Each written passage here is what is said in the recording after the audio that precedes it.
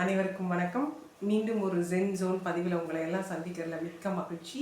இன்னைக்கு அனைவருக்கும் இனிய பொங்கல் நல்வாழ்த்துக்கள்.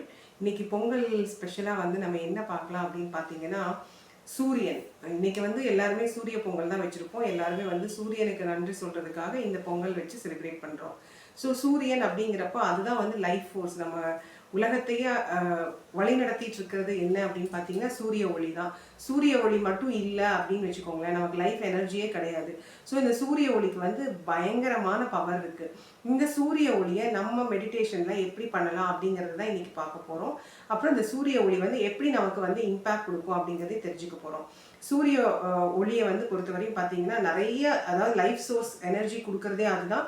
நிறைய விஷயங்கள் அது நமக்கு கொடுக்கும். லைஃப் எனர்ஜி, நம்ம உடம்புல இருக்கிற மொத்த எனர்ஜியும் ட்ரைவ் பண்ணுறது சூரியன் தான். ஒரு நாளைக்கு இல்லை உங்களுக்கு சூரிய ஒளியே வரல அப்படின்னு வச்சுக்கோங்களேன், உங்கள் பாடி ஃபங்க்ஷனிங் அப்படியே ஸ்லோவாக கம்மியாக ஆரம்பிச்சிடும். ஸோ நம்ம நிறைய டைம் பார்த்துருக்கோம், நம்ம குளிர்காலத்துலலாம் பார்த்தீங்கன்னா பயங்கரமாக கால் வலியெல்லாம் வரும். என்னென்னா சூரிய ஒளி கம்மியாக இருக்கிறப்போ இதெல்லாம் நடக்கும். அப்புறம் சூரிய ஒளியிலிருந்து தான் விட்டமின் டி கிடைக்குது.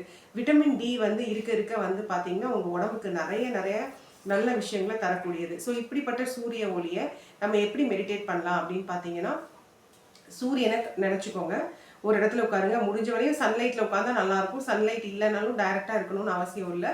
ஏதாவது ஒரு பிளேஸில், அதாவது நம்ம ஜன்னல் வழியாக ஒரு சூரிய ஒளி படுற மாதிரி ஒரு இடத்துல எங்கேயாவது உட்காந்துக்கலாம். உட்காந்துட்டு கண்ணை மூடி சூரியனை அப்படியே நீங்கள் தியானம் பண்ணணும்.